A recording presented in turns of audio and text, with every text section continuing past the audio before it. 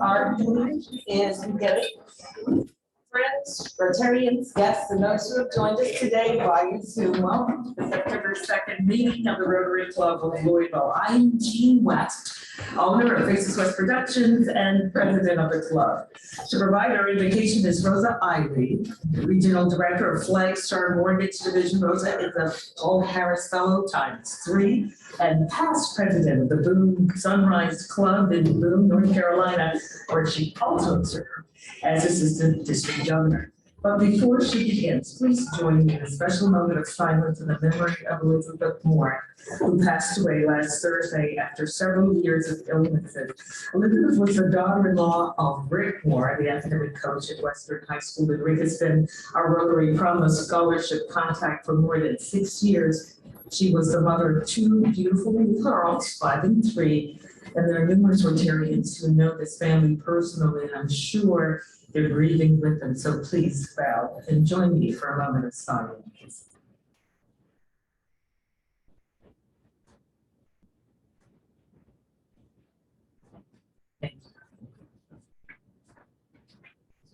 Thank you. You can continue to bow your heads. That would be fantastic. Father God, we come before you today, praying over this organization and the people present, that we will never forget as a society and be held accountable to a higher standard, not by the size of our checkbook, but by the difference we are called to make. Not by greed or hatred that surrounds our daily lives, but by the good that we have in us, to change in action and not in words. That it is not by our athletic ability or the title of our job that defines but the gifts you have given us to make a positive impact on each other. Allow us to have oneness in purpose, oneness in unity, oneness in a goal to stand against the attack. Today, let us have a brand new legacy to break the chains and barriers of the world. Require us to be people of integrity, honor, and character. Inscribe on our hearts so that there is no mistaking what our purpose is, and open our hearts to receive the challenge. In Jesus' name we pray.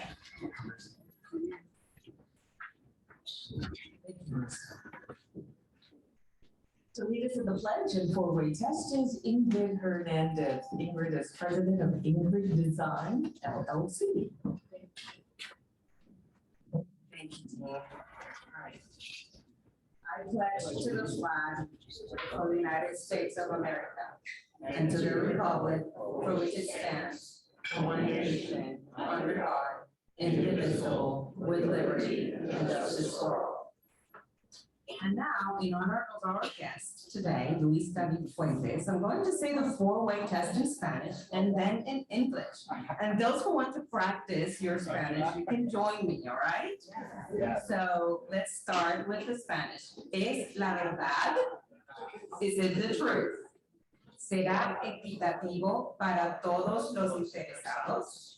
Is it fair to all concerned? ¿Creará buena voluntad y mejores amistades? Will it build goodwill and better friendships? ¿Será beneficioso para todos los interesados? Will it be beneficial to all concerned? Thank you. Gracias. You may be seated, Rotarians. Now it is always our pleasure to welcome guests. Rotarians, please take this time to go to the mic, introduce yourself first, and then your guest. And guests, please stand to be recognized when your name is called. President G. Sears, and my guest today is Janice Hicks from Mayor Fred Fisher's office. How are you? Madam President, my guest today is my sister Shannon Corbin White. She's the Executive Director of the Alzheimer's Association of Kentucky, and we're happy to have her. President Jean, late Shay Mallory, Executive Vice President of Image Class. And it's always exciting when you have to bring a list of guests. So we have, I've got 4 guests to introduce today. I believe a couple are here and maybe a couple on the way. I'll start at the top. So Thomas Aguilera, Construction Manager, TA Built LLC. Is he here? There we go. Stand up. There we go. Kristen Hickey is here. She's a guest of mine. And then Hal Bomar, commercial lender with Liberty Financial. I don't believe he is here yet, but I do see a spot over here for him. And then Chris Manzo is a principal with Sandbox Design. He has been here before, and he was coming today as my guest, not here yet, but he has recently joined. So Awesome. Thank you so much. Love it when he brings guests. And guests, if you would like to learn more about our Rotary Club, please stay after the meeting for what is Rotary session with Craig Sherman. And there he is standing there with a beautiful green jacket. Now it is time for our Cajun culture class. And so, during Mardi Gras, brightly colored beads are thrown from the parade float. What are these beads emblematic of? Anybody know? All right. The Holy Rosary. Did you answer? Okay, you got the prize. The Holy Rosary is one of the most recognized symbols in Catholicism. The function of the rosary beads is to count prayers, however you pray though today. Let's please take a moment in prayer for the people in Louisiana and elsewhere who are impacted by Hurricane Ida.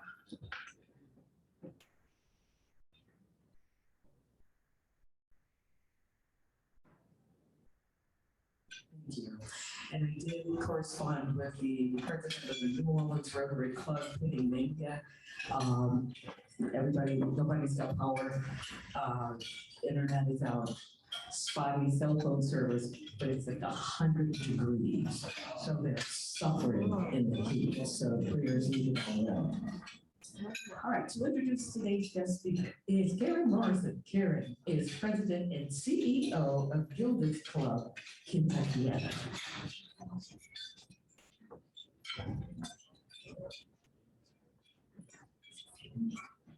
Good afternoon, fellow Rotarians. President Jean.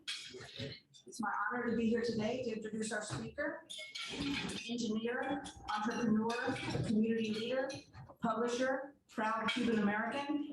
These are but a few of the words to describe our speaker today, Luis David Fuentes.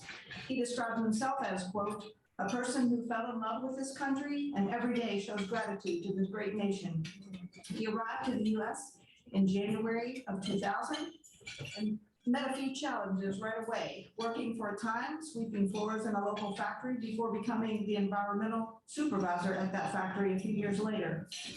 In 2006, Luis became an environmental professional engineer, and for the next 11 years, he worked as an air quality engineer for the Department of Environmental Protection in Frankfort, Kentucky. While he and his wife found their beginnings here a little challenging, their love for Kentucky grew, and they watched more and more Cuban Americans arrive. Today, Kentucky has an estimated 26,000 Cuban Americans, making it one of the top 5 People were states trapped in subways, of Cuban American heroic population. Luis men and knew that women. there was something he could Their do fire to department collect rescued all of them. resources within the They worked back. community here. We're seeing the His same identity story of as a devastation proud, and terrorism with across his New identity Jersey as a and proud Pennsylvania as well. Kentuckian, For Luis now- took the name El Cantubano. And in 2009, he began a publication of that name to celebrate and better meet the needs of the Hispanic population in Louisville and the surrounding areas. As editor and publisher, he has been actively working for his community based on the mission of 1, providing useful information while recognizing and celebrating individuals and organizations and their achievements and contributions to the community. 2, promoting gratitude for this nation while defending the values, justice, and freedom of this society. And 3, advocating for a free and prosperous Cuba with democracy and opportunities for everyone. Mr. Fuentes served as a commissioner, state at large, for the Kentucky Commission. He serves currently as a commissioner for the Kentucky Commission on Human Rights. He's a proud member of the board of directors of Gilbert Club, Kentuckiana, where I have the honor and privilege of working with him. And he's also the vice president for the Cuban American Association of Kentucky.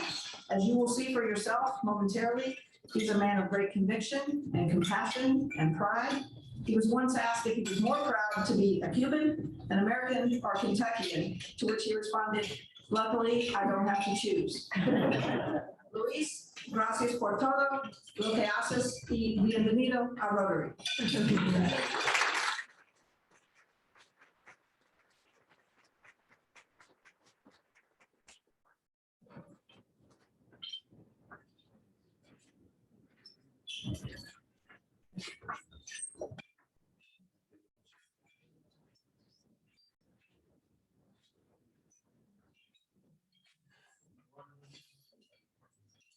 To say, a word after, thank you guys for the info. Thank you everybody for, having me here. Enjoy your lunch.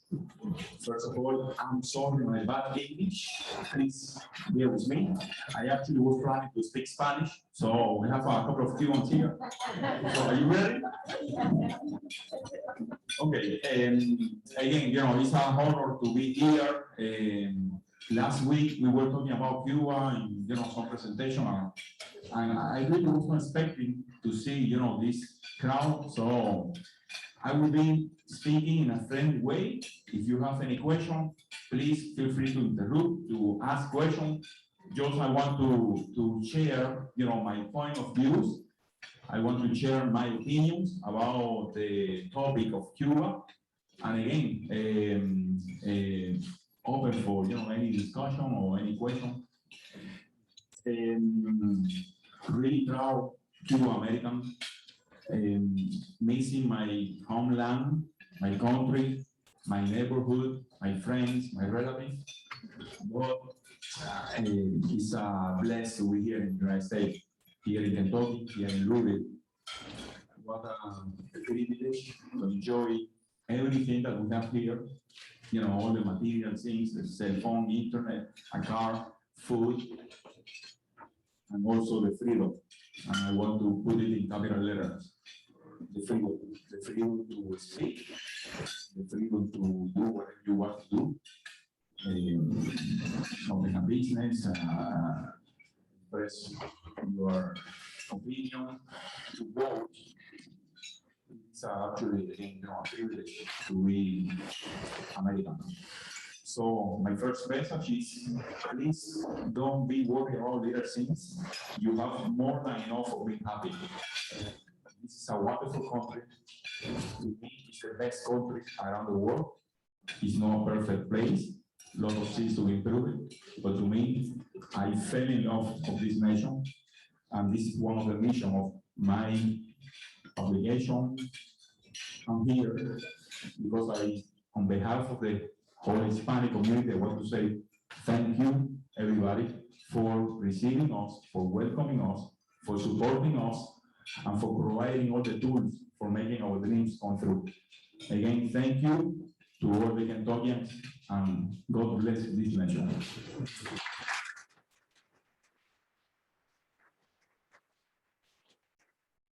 So, Luis David Fuentes, as an immigrant, had a really hard beginning. I was working in a factory, sweeping the floor. And in 2009, I started noticing the amount of Cubans that were coming to Louisville, Kentucky, through the Catholic Charities and the Kentucky Refugee Minister. I said, well, information is a key point, because we are coming from a country that is 180 degrees different. Everything is new for us, not only the weather, winter, the language, the culture. We have to, once we are here, it's like to be born again. You have to learn what a credit card means, what an insurance means, with a tax, with what a credit card. Everything is new, and you have to learn it as soon as you can. And again, start living among the new reality. That is why I'm really proud of my community. The Cuban American community is a very entrepreneurial community. It's a very driving community that has been here. It's a young community, has been here for an average 8-10 years. And they have been able to achieve and to accomplish many things in spite of the English and the culture and the weather. If you see around how many Cuban restaurants are in the city, how many teachers are on the Jefferson County Public School teaching your kids, how many barber shop, body shop, realtors is I'm really proud to be part of this community, and I think that it's a very important part of the economy here in Louisville, Kentucky. But the point here is why 25,000 Cuban here. This is the question, and this is the baseline and the bottom line for this discussion. Me, like the rest of the 24,999 people are here because we need to live our country. And the reason, right now, I would prefer to be in my neighborhood, with my family, with my relatives, with my friends. And the reason why I came here is because we have a government, we have a totalitarian system that even doesn't allow you to suggest, to express your opinion. Before 1959 was a country that was receiving immigrants from all around the world. My grandparents, they were from Spain. They went to Cuba. They opened a small business after many years of hard work. And they were able to send money to Spain at that time. Today, around 25% of the Cuban population is out of Cuba and are working hard, sending money back to Cuba. So the point here is that 25,000 Cubans in Louisville are here because we have a dictatorship system in Cuba, a communist system that, again, doesn't allow you even any space of free expression. And what we saw last month, July 11th, was that people were really tired of that. They say it's enough. Because after 62 years trying to do or trying to implement this system, it doesn't work. The result is, again, high percent of the people living out of Cuba.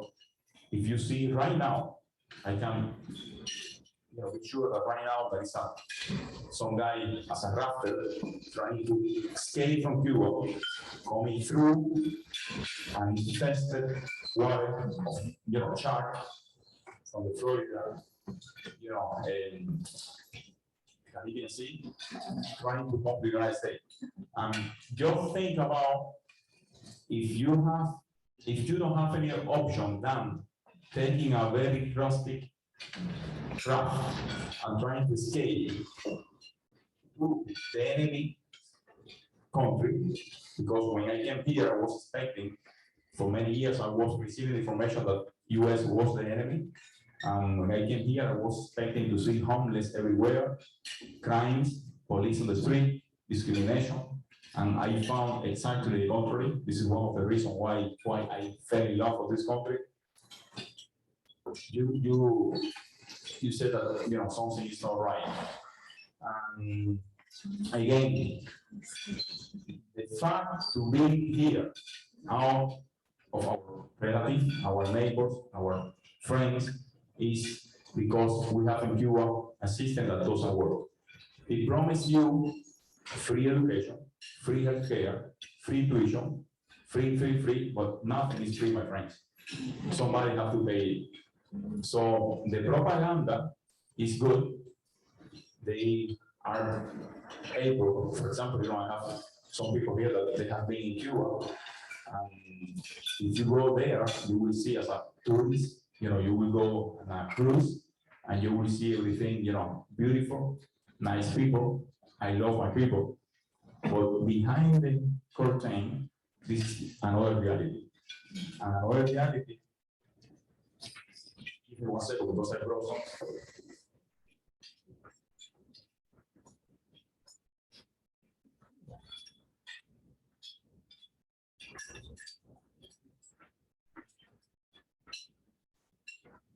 This is the face of the socialists.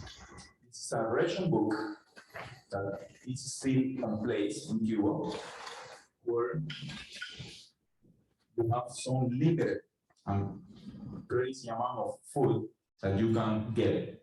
Just for naming an example, 6 pounds of rice per month,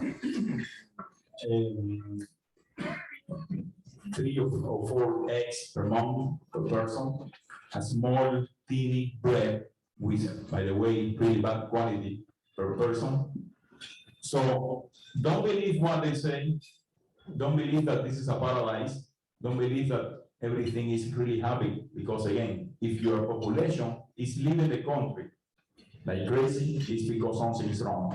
And what is wrong is that if you have a system that only allows one party, the Communist Party, and this party is above even the Constitution, it doesn't work, my friends.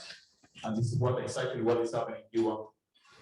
Have been actually happening for many years. We are lucky that today we have internet, very limited internet, and people can, for example, load a video or send some emails. But for many years, there is a huge part of the history in Cuba that nobody knows.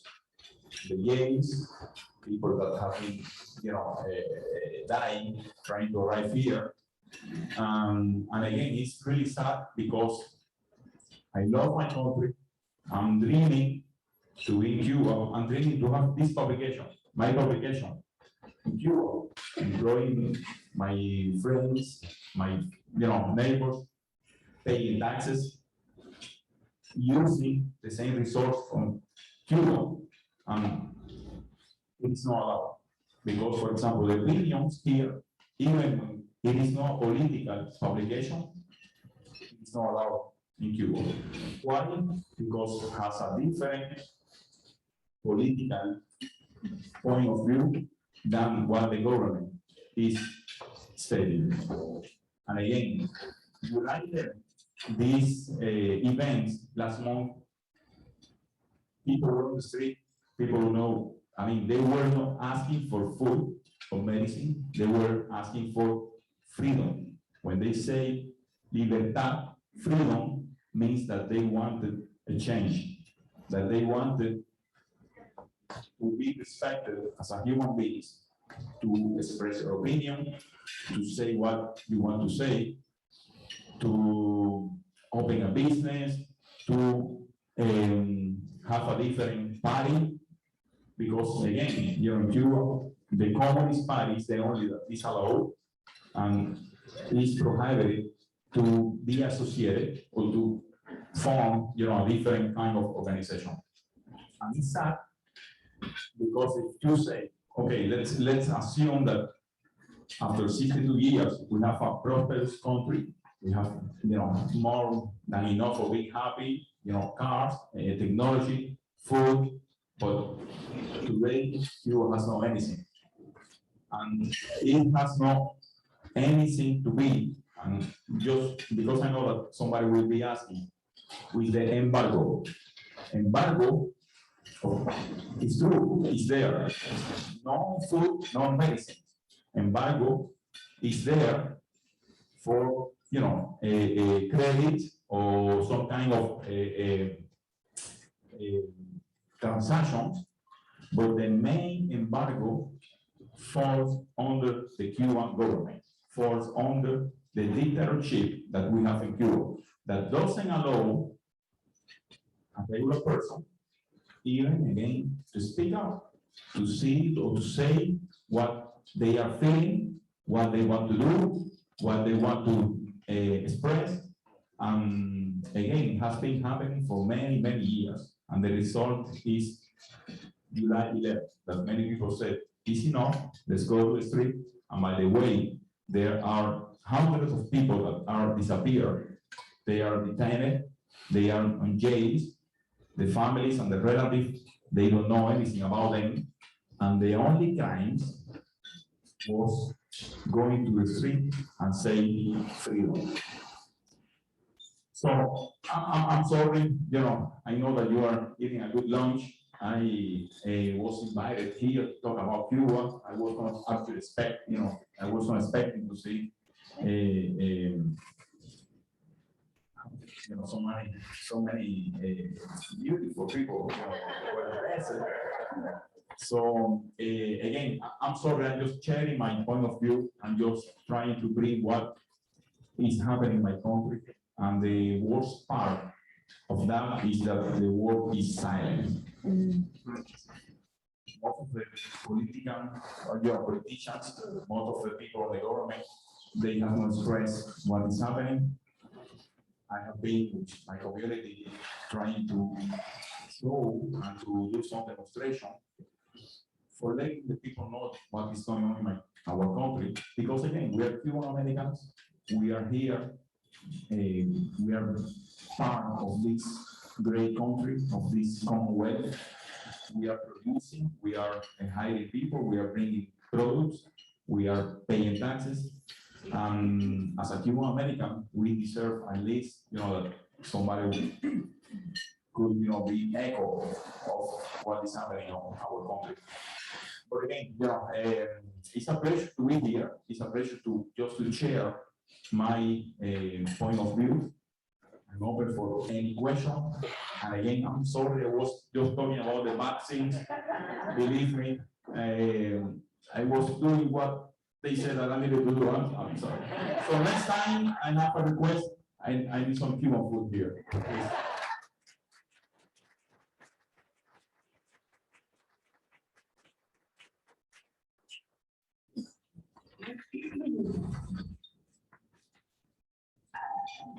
You get this one.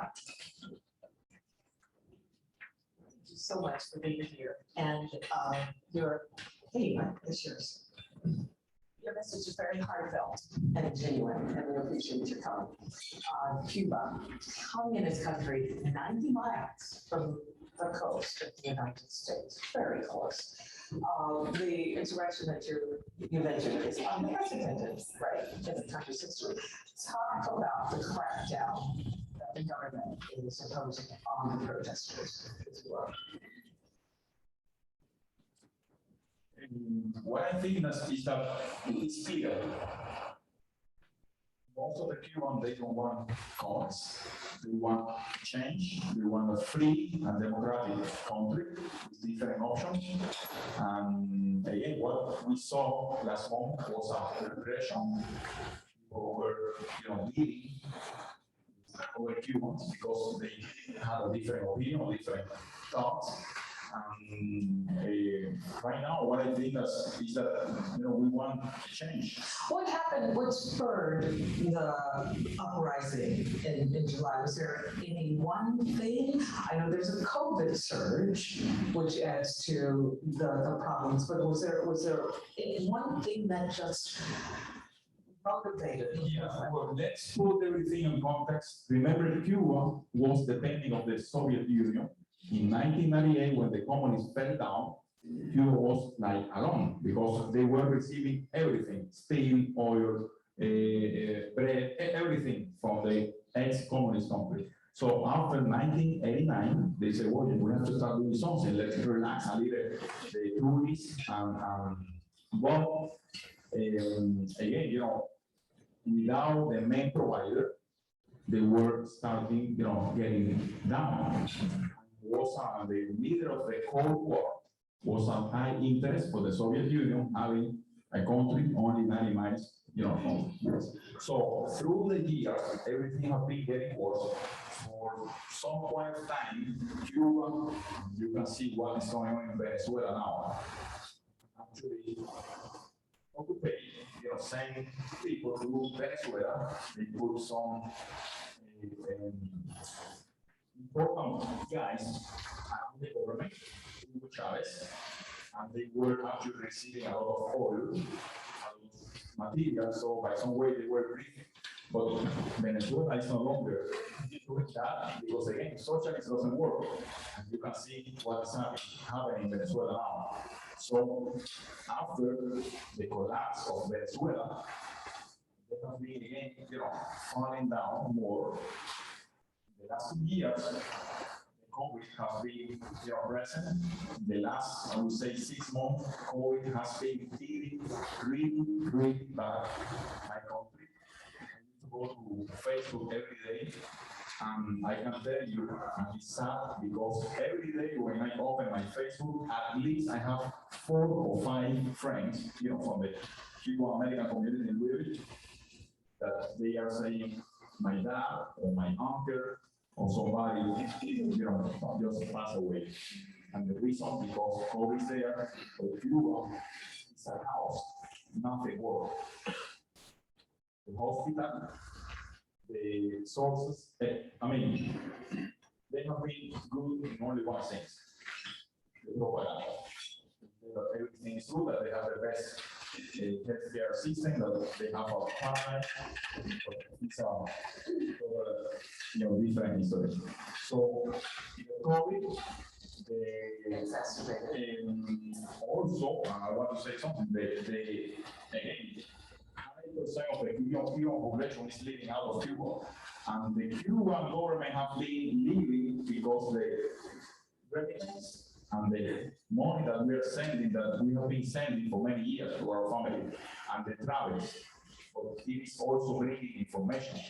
So when I came here 20 years ago, I was not expecting to have this, be a nation. Now they know exactly what is happening. They know that my cousin Juanito is in Kentucky. January, very cold.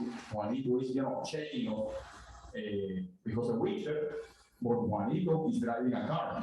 Juanito have a refrigerator with food. Juanito have internet. Juanito has, good shoes and dressing. So people now, they know that it doesn't work. So if you put together, first, Fidel Castro is no longer, he was, I don't like him, but he was a very smart guy in the one side. Again, I respect any point of view, but we are lucky that he was from Cuba. If he would be, somebody from China or Mexico or India, the world, I don't think. Would have more respect for it. Would have more respect for him. No, what I mean is that we are lucky that he was from a tiny island on the Caribbean, still 11 million. If he would be somebody born in a powerful country, forget about the world right now. Again, this is my point of view. Do you know what I mean?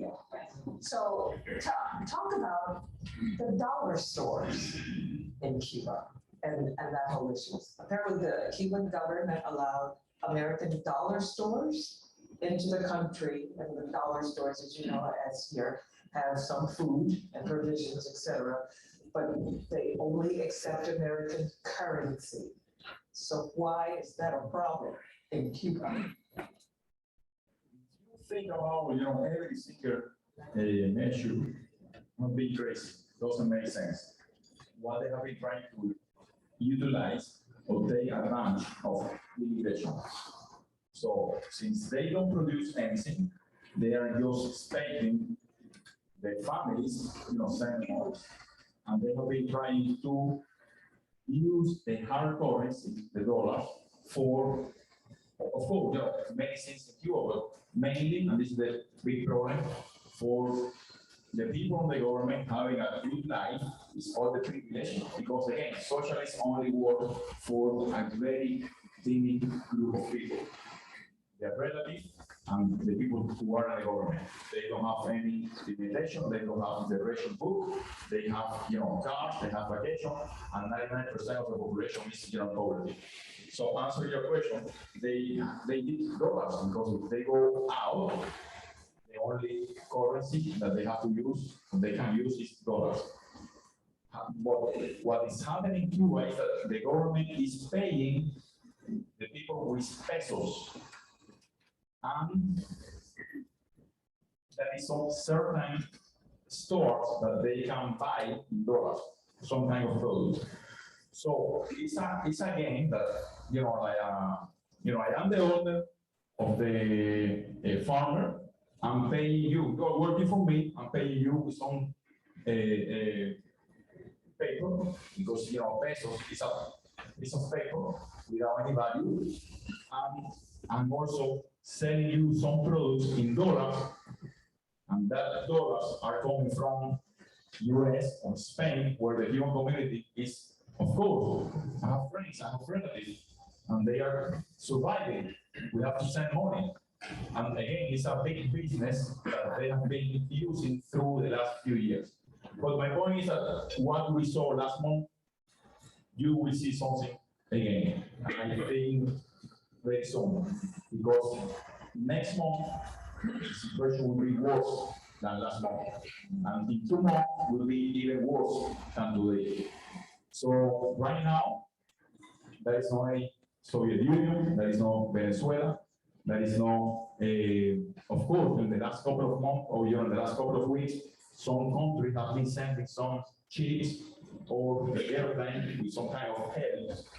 I know somebody here from Louisville that they were sending medicines, but it is not something that it is like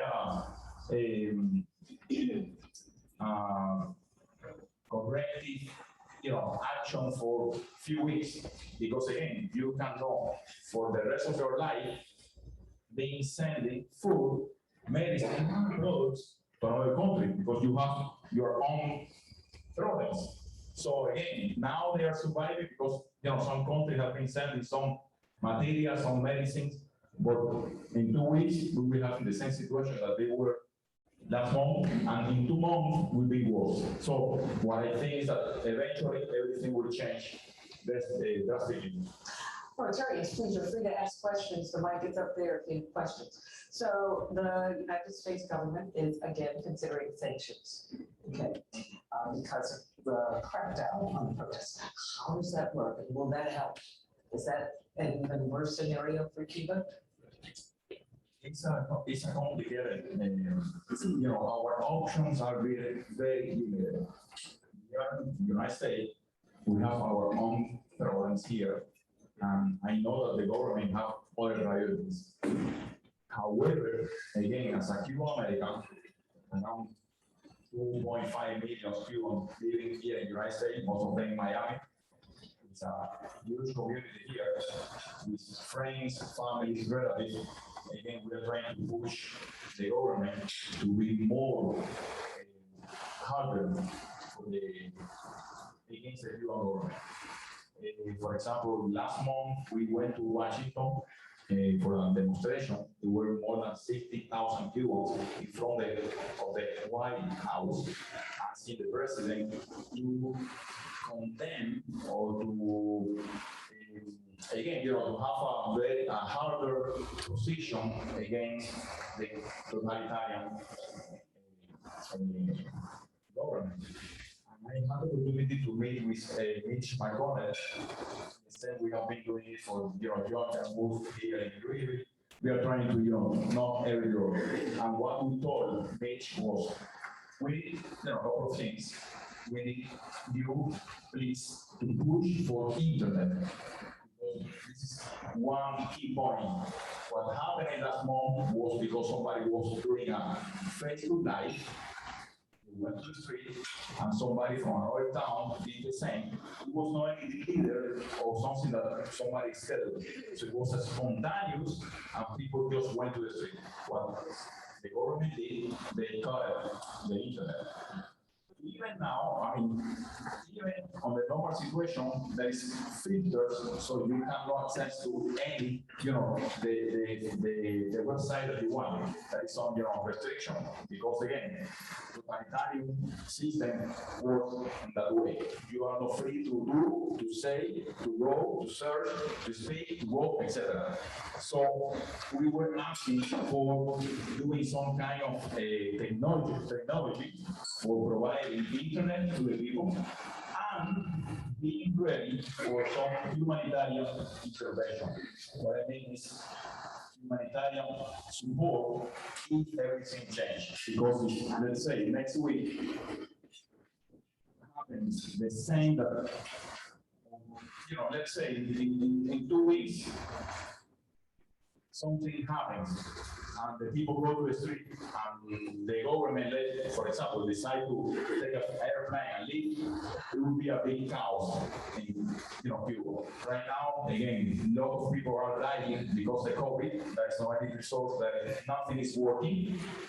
Plus, trying to avoid any confrontation. There is a huge division on the Cuban population. People that have been serving the Communist Party, and the Communist Party is making you to have to go to border. You can express what until some point, but you maybe are informing the government about, or I mean, I don't know if the Cuban topic is really hard to explain, because since people have to project in a different way that they are thinking, you have to express something that the government doesn't get mad with you. I don't know, it's hard to explain. You don't have free expression to say and to do what you say or you think. Other way, you can end on the jail, or in the worst case, nobody will know anything about you in the future. Yeah, that's kind of a hard concept for Americans to wrap their brain around. Thank you for coming today. How did you immigrate to the United States 20 years ago? I was able to get a visa to Chile. So in 1997, I went to Chile, South America. Great experience, because I was able to learn the new things for this society in Spanish. What a credit card, changing account, insurance, taxes. So once I came to Kentucky, it was easier for me. So from Chile, after 3 years, I decided to come to the United States. Again, I had the wrong idea, and my expectations were really low. However, something behind my mind was telling me, this is the right place, because many people are going to there, and it's not for, there's some reason behind that. So I came to Kentucky because my aunt, she came in the 60s, and I say, she had 2 daughters. One of them got married to somebody from Frankfurt, Kentucky. And when I was in Chile, I talked by phone with my aunt. I said, I'm planning to go to the United States, but I don't want to go to Miami because I want to learn to be in the real American environment. I want to learn English. I still struggling with that. But that is why I say, well, there is some people in Frankfurt, Kentucky that can help you. I heard about Kentucky in Chile for the Kentucky Fried Chicken for the first time. Well, let's go there for a number of years. And it results in 20 years. Which again, really blessed to be here, really blessed to be part of this Commonwealth. And again, it's a blessing. Well, it is a pleasure to have you here with us. Thank you so much, Judy. Thank you.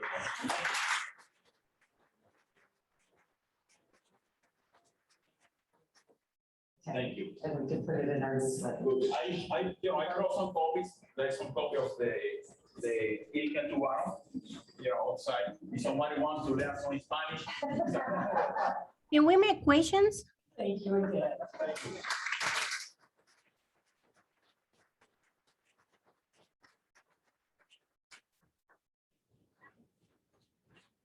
Very educational, very moving. They are neighbors, they're very close. All right, Rotarians in the news.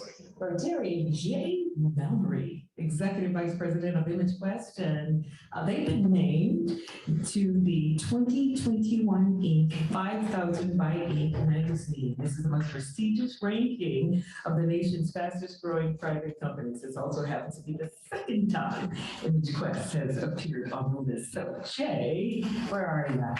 Congratulations. In the big board, and I love it's starting to disappear. The Rotarians who are MIA, missing in action, if you haven't already done so, go to the board, pick a name, call somebody and say, where are ya? Come to the meeting. Rotary, and now we will welcome Barry Allen back for announcements.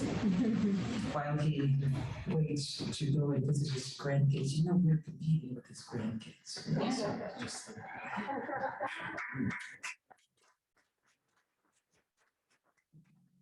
As you made me think of, I have a daughter-in-law, actually from Venezuela, who has our granddaughter, but also have a daughter-in-law from the Philippines. And the first time she came, and they live in California, the first time she came to Kentucky, on her bucket list was to have her photo made by the sign with Colonel Sanders at the headquarters of the Kentucky Rifle. That was on her bucket list. What will we do about the fund? Okay, save this date, September the 25th. There are two important projects. One is a service project and one is a social, an ice cream social. It's really a landmark. As you see here, it's not maintained by the city, and therefore Rotarians are responsible for it. And there's going to be a quick wash, wipe down, and pull the weeds service project at 9:30 on the 25th. It's going to be a 600-gallon, it sounds like a lot of water truck will be there, but everything else is provided except we need you to be there. And on that same day at noon, you can join other Rotarians for the ice cream social. Kevin Fields, Kevin, thank you. In providing the location for the party at the Louisville Central Community Center, which is at 1300 West Muhammad Ali. So add that to your calendar as well. And then make plans to join Rotarians and others at the Great Steamboat launch ceremony on Monday, September 27th. President Gee will kick off the ceremony, followed by District Governor Gail Story, Governor Bashir, and Mayor Gray Fisher, along with Ward Wilson of Kentucky Waterways and John Wagner, CEO of the American Queen Steamboat Company, to provide proclamations and acknowledgements as we help kick off this effort to promote the goal of saving our rivers. Next week, September 9th, our guest speaker will be Jody Miles. Jody is the co-executive director of Earth's Classroom, Inc. And her topic will be Climate Science Update, the Health of Our Home. And Rotary Golf is back. Wow, in full swing.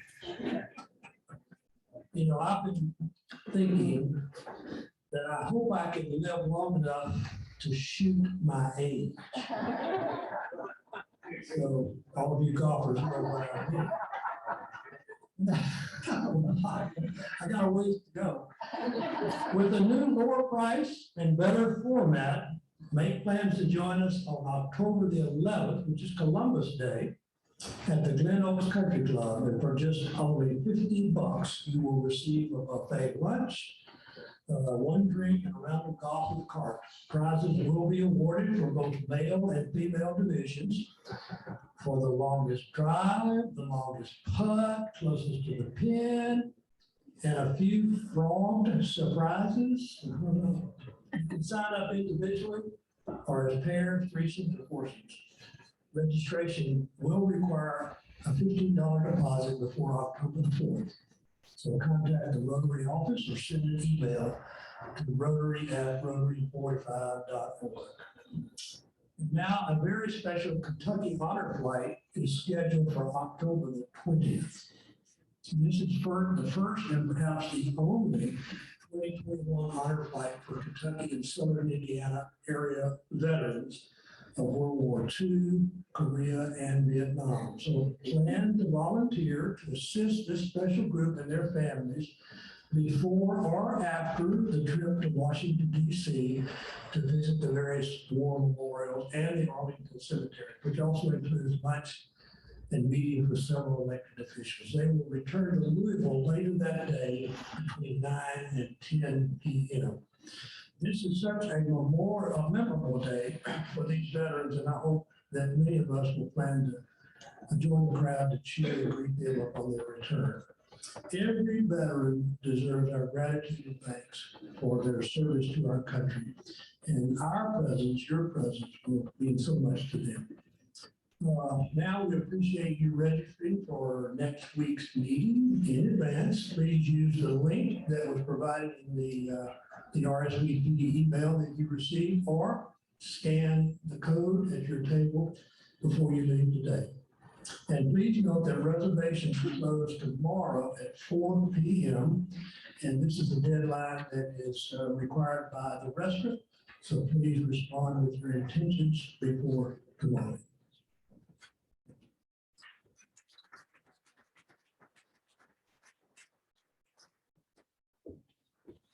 So on your table, there should be flyers that reference the Steamboat Weekend, and it explains what that is. It's a project, it's a collaboration between Rotary International and the American Queen Steamboat Company, which, by the way, is headquartered in New Albany. I didn't even realize that until recently, because Rotary International has now a new platform, which is the environment. So the Steamboat Company is collaborating with Rotary International in the inaugural, first of its kind, 9-day cruise along the Mississippi and Ohio rivers. That's the first project in the United States. And at each stop, there are going to be 8 cities in Kentucky and Missouri, between here and St. Louis, where the ship will stop. When the ship, steamboat, tell me, is there a difference? Anyway, when the Rotarians will disembark at every stop and do a service project as it concerns cleaning the river or waterways. This is going to be a 5-year project. So the Rotary Club of Louisville and Kentucky Waterways are partnering with a memorandum of understanding that we will work together along with the Steamboat Company on future cruises to continue this work, to research how we can save our waters, clean our waters, etc. So this is just the beginning. It's a big kickoff. The Steamboat Company is doing a lot of national marketing and media. So I want everybody to be a part of it. And the Cleaning the Knot is our service project because we're launching the cruise. We're not one of the stops. So our service project is Cleaning the Knot sign, which is technically along the river. It's kind of sort of anyway, but there's going to be a lot of activity. So please keep Richard Sparks in the note that I sent out on Friday, so keep you posted. And of course, if you have any questions at all, please feel free to contact me or Debbie or Susan. Thank you very much, Rotarians, again, for visitors. If you are curious about Rotary, again, there's our dear friend, Craig Sherman, for the What is Rotary table. Please join him there. And thank you very much. Do good work and have fun doing it. This meeting is adjourned.